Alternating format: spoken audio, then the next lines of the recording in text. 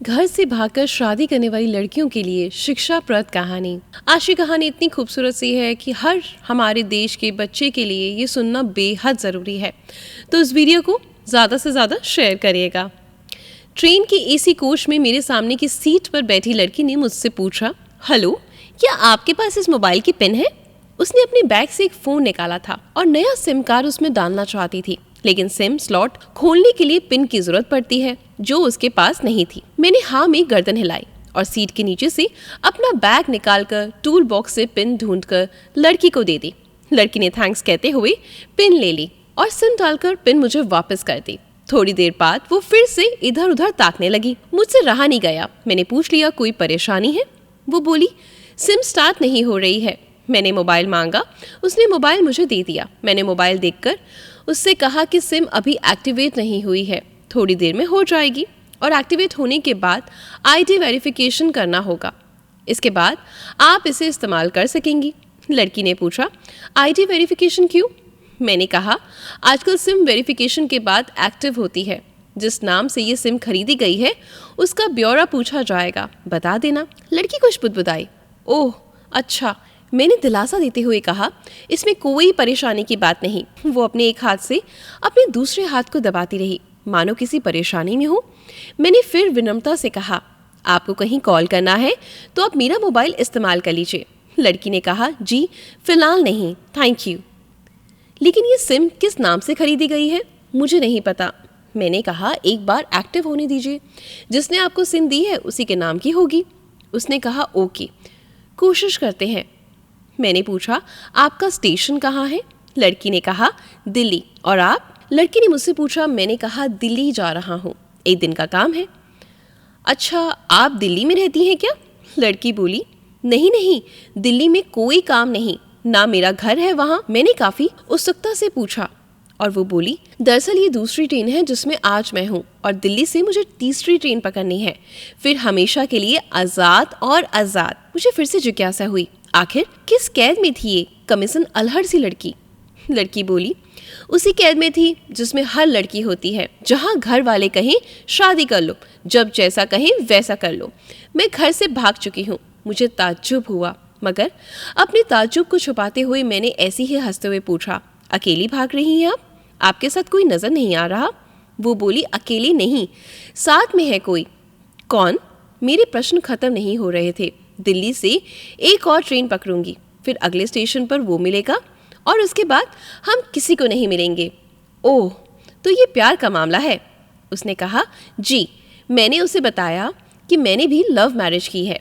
ये बात सुनकर वो बहुत खुश हो गई और बोली, वाओ, कैसे, कब? लव मैरिज की बात सुनकर वो मुझसे बात करने में रुचि लेने लगी। मैंने कहा, कहाँ, कब, कैसे, कहाँ, वो मैं बाद में बताऊंगा, पहले आप ये बताओ आपके घर में कौन कौन है?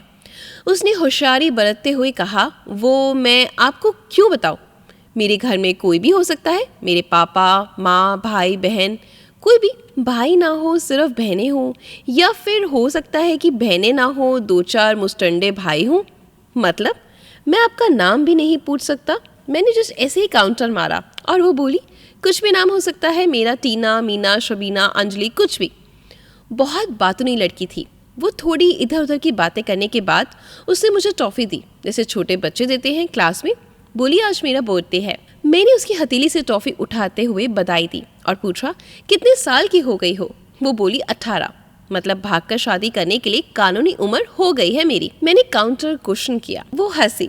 कुछ ही देर में काफी फ्रैंक हो चुके थे हम दोनों, जैसे बहुत पहले से जानते हो एक दूसरे को। मैंने उसे बताया कि मेरी उम्र 28 साल है, यानी 10 साल बड़ा हूँ। उसने चुटकी लेते हुए कहा, लग भी रहे हो। मैं मुस्कुरा दिया।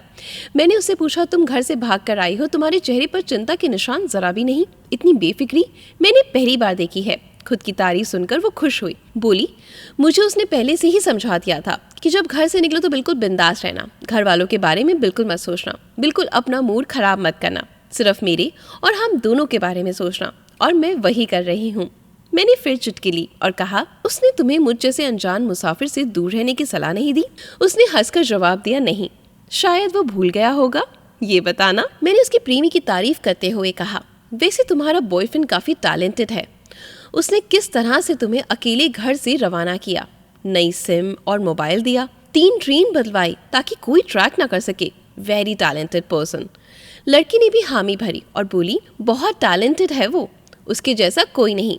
मैंने उसे बताया कि मेरी शादी को 5 साल हुए हैं, एक बेटी है 2 साल की। ये देखो उसकी तस्वीर। मेरे फ़ोन पर बच्ची की तस्वीर देखकर उसके मुंह से निकल गया, सो क्यूट। मैंने उसे बताया कि जब ये पैदा हुई तब मैं कुवैत में था, एक पेट्रोल कंपनी में बहुत अच्छी जॉब थी, बहुत अच्छी सैलरी थी। फिर कुछ महीनों बाद मैंने वो जॉब छोड़ दी और अपने ही कस्बे में काम करने लगा। लड़की ने पूछा, जॉब क्यों छोड़ी? क्या बीवी बच्चों को साथ नहीं ले जा सकते थे वहाँ? मैंने कहा, काफ़ी टेक्निकल मामलों से गुजरकर एक लंबी अवधि के बाद रख सकते थे। उस वक्त ये मुमकिन नहीं था। मुझे दोनों में से किसी एक को चुनना था, आलीशान रहन सहन के साथ, नौकरी या परिवार। मैंने परिवार को चुना, अपनी बेटी को बड़ा होते हुए देखने के लिए। मैं कुवैत वापस गया था लेकिन अपना इस्तीफा देकर लौट आया। लड़की ने कहा, वेरी इम्प्रेसिव। मैं मुस्कुराकर खिड़की की तरफ देखने लगा। लड़की ने पूछा, अच्छा आपने तो लव मैरिज की थी ना, फिर आप भागकर कहाँ गए? कैसे रहे और कैसे गुजारा वो वक्त? उसके हर सवाल और हर बात से मुझे महसूस हो रहा था कि ये लड़की लड़कपन के शिखर पर है, बिल्कुल नासमझ और मासूम है। मैंने उसे बताया कि हमने भागकर शादी नहीं की और ये भी कि उसके पापा ने मुझे पहली नज़र में सख्ती से रिजेक्ट कर दिया था। उन्होंने आपको रिजेक्ट क्यों किया? लड़की ने पूछा। मैंने कहा, रिजेक्ट करने की कुछ भी वजह हो सकती है, मेरी जाति, मेरा धर्म, मेरा कुल, काबिला, घर परिवार, नस्ल या फिर नक्षत्र, इन्हीं में से कोई भी काट हो सकती है जिसके इस्तेमाल से जुड़ते हुए रिश्तों की डोर को काटा जा सकता है। बिल्कुल सही। लड़की ने सहमति दर्ज कराई और आगे पूछा, फिर आपने क्या किया? मैंने कहा, मैंने कुछ नहीं किया, उसके पिता ने रिजेक्ट कर दिया। वहीं से मैंने अपने बारे में अलग से सोचना शुरू कर दिया। खुशबू ने मुझे कहा कि भाग चलते हैं। मेरी वाइफ का नाम खुशबू है। मैंने फौरन मना कर दिया। वो 2 दिन तक लगातार जोर देती रही कि भाग चलते हैं। मैं मना करता रहा। मैंने उसे समझाया कि भागने वाले जोड़े से लड़के की इज्जत और शान पर कोई खास फर्क नहीं पड़ता, जबकि लड़की का पूरा कुल धुल जाता है। फिल्मों में नायक ही होता है जो अपनी प्रेमिका को भगा ले जाए और वास्तविक जीवन में प्रेमिका को भगाकर शादी करने वाला नायक ही माना जाता है। लड़की भगाने वाले लड़के के दोस्तों में उस लड़के का दर्जा बुलंद हो जाता है, भगाने वाला लड़का हीरो माना जाता है। लेकिन इसके विपरीत जो लड़की प्रेमी संग भाग रही है वो उल्टा कहलाती है। मोहल्ले के लड़के उसे चालू किस्म की कहते हैं। बुराइयों के तमाम शब्दकोश लड़की के लिए इस्तेमाल किए जाते हैं। भागने वाली लड़की आगे चलकर 60 साल की वृद्ध भी हो जाएगी, तभी भी जवानी में किए उसके कांड का कलंक उसके माथे से नहीं मिटता। मैं मानता हूँ कि लड़का लड़की को तोलने का ये धोरा मापदंड गलत है, लेकिन समाज में है तो यही सही है। ये नज़रिया गलत है मगर अस्तित्व में है। लोगों के अवचेतन मन में भागने वाली लड़की की भद्दी तस्वीरें होती हैं। मैं तुम्हारी पीठ को छलनी करके सुखी नहीं रह सकता, तुम्हारे माँ बाप को दुखी करके अपनी ख्वाहिशें पूरी नहीं कर सकता। वो अपने नीचे के होठ दांतों तले पीसने लगी और उसने पानी की बोतल का ढक्कन खोलकर एक घूंट अंदर सरकाया। मैंने कहा, अगर मैं उस दिन उसे भगा ले जाता तो उसकी माँ तो शायद कई दिनों तक पानी भी ना पीती, इसलिए मेरी हिम्मत ना हुई ऐसा काम करूं। मैं जिससे प्रेम करूं उसके माँ बाप मेरे माँ बाप के समान ही हैं, चाहे शादी ना हो या फिर हो। कुछ पल के लिए वो सोच में पड़ गई, लेकिन मेरे बारे में और अधिक जानना चाहती थी। उसने पूछा, फिर आपकी शादी कैसे हुई? मैंने बताया कि खुशबू की सगाई कहीं और कर दी गई थी।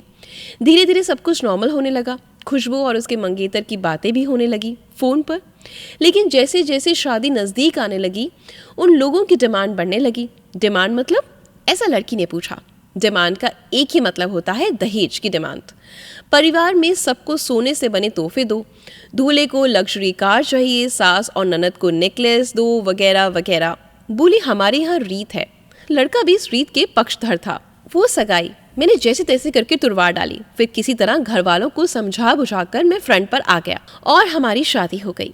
ये सब किस्मत की बात थी।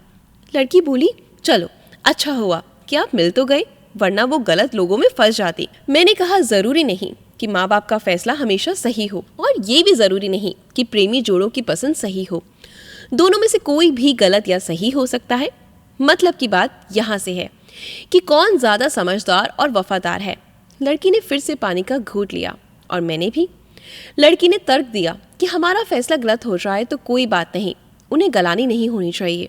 मैंने कहा, फैसला ऐसा हो जो दोनों का हो, औलाद और माता पिता दोनों की सहमति, वो सबसे सही है। बुरा मत मानना, मैं कहना चाहूँगा कि तुम्हारा फैसला तुम दोनों का है, जिसमें तुम्हारे पेरेंट्स शामिल नहीं हैं। ना ही तुम्हें इश्क का असली मतलब पता है। अभी उसने पूछा, क्या है इश्क का सही अर्थ? मैंने कहा, तुम इश्क में हो, तुम अपना सब कुछ छोड़कर चली आई, ये इश्क है। तुमने अक्ल का बिल्कुल भी दखल नहीं दिया, ये इश्क है। नफ़ा नुकसान नहीं सोचा, ये इश्क है। तुम्हारा दिमाग दुनियादारी के फितूर से बिल्कुल खाली था, उस खाली स्पेस में इश्क इंस्टॉल कर दिया गया। जिसने इश्क को इंस्टॉल किया वो इश्क में नहीं है, यानी तुम जिसके साथ जा रही हो वो इश्क में बिल्कुल नहीं, बल्कि होशियारी हीरोगिरी में है। जो इश्क में होता है वो इतनी प्लानिंग नहीं कर पाता, 3 ट्रेनें नहीं बदलवा पाता, उसका दिमाग काम ही नहीं कर पाता। कोई कहे मैं आशिक हूँ और वो शातिर भी हो, ये नामुमकिन है। मजनू इश्क में पागल हो गया था, लोग पत्थर मारते थे उसे, इश्क में उसकी पहचान तक मिट गई थी। उसे दुनिया मजनू के नाम से जानती थी, जबकि उसका असली नाम केस था, जो नहीं इस्तेमाल किया जाता था। वो शातिर होता तो क्या मजनू नाम बन पाता? फरहाद ने शीशों के लिए पहाड़ों को खोद कर नहर निकाल डाली। उसी नहर में उसका लहू बहा था, वो इश्क था। इश्क में कोई फ़कीर हो गया, कोई जोगी हो गया। किसी मांझी ने पहाड़ तोड़कर रास्ता निकाल दिया, किसी ने अतिरिक्त दिमाग नहीं लगाया। लालच, वासना और हासिल करने का नाम इश्क नहीं है। इश्क समर्पण करने को कहते हैं, जिसमें इंसान सबसे पहले खुद का समर्पण करता है, जैसे तुमने किया। लेकिन तुम्हारा समर्पण हासिल करने के लिए नहीं था, यानी तुम्हारे इश्क में तृष्णा की मिलावट हो गई। डॉक्टर इकबाल का एक शेर है, अकल अयार है, 100 भेष बदल लेती है। इश्क बेचारा ना मुल्ला है, ना जाहिद और ना हकीम। लड़की अचानक से खो सी गई। उसकी खिलखिलाहट और लड़कपन एकदम से खामोशी में बदल गया। मुझे लगा मैं कुछ ज़्यादा बोल गया, फिर भी मैंने जारी रखा। मैंने कहा, प्यार तुम्हारे पापा तुमसे करते हैं, कुछ दिनों बाद उनका वज़न आधा हो जाएगा। तुम्हारी माँ कई दिनों तक खाना नहीं खाएगी, ना पानी पिएगी, जबकि आपको अपने प्रेमी को आजमा कर देख लेना। ना तो उसकी सेहत पर फ़र्क पड़ता, ना दिमाग पर। वो अक्लमंद है, अपने लिए अच्छा सोच लेता। आजकल गली मोहल्लों के हर तीसरे लौंडे लपाटे को जो इश्क हो जाता है वो इश्क नहीं है, वो सिनेमा जैसा कुछ है। एक तरह की स्टंटबाजी, डेयरिंग, अलग कुछ करना है उसका फितूर, और कुछ नहीं। लड़की का चेहरे का रंग बदल गया, ऐसा लग रहा था कि अब वो यहाँ नहीं है। उसका दिमाग किसी अतीत में टहलने के लिए निकल गया है। मैं अपने फ़ोन को स्क्रॉल करने लगा, लेकिन मन की नज़र उसकी तरफ ही थी। थोड़ी ही देर में उसका और मेरा स्टेशन आ गया। बात कहाँ से निकली थी और कहाँ पहुँच गई। उसके मोबाइल पर मैसेज टोन बजी। देखा, सिम एक्टिवेट हो चुकी थी। उसने चुपचाप बैग में से आगे का टिकट निकाला और फाड़ दिया। मुझे कहा, एक कॉल करना है। मैंने मोबाइल दिया। उसने नंबर डायल करके कहा, सॉरी पापा, और सिसक कर रोने लगी। सामने से पापा फ़ोन पर बेटी को संभालने की कोशिश करने लगे। उसने कहा, पापा आप बिल्कुल चिंता मत कीजिए, मैं घर आ रही हूँ। दोनों तरफ से भावनाओं का सागर उमड़ रहा था। हम ट्रेन से उतरे और उसने फिर से पिन मांगी। मैंने पिन दी। उसने मोबाइल से सिम निकाल कर तोड़ दी और पिन मुझे वापस कर दी। दोस्तों, ये कहानी आपको कैसी लगी?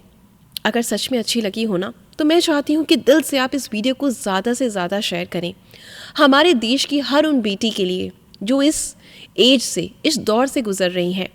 और शायद इस वीडियो को शेयर करने के बाद वो किसी गलत रास्ते पर जाते जाते रुक जाएं। और वैसे भी एक अच्छे इंसान का धर्म ही यही है कि हम दूसरे इंसान को गलत रास्ते पर चलने से रोकें, है ना?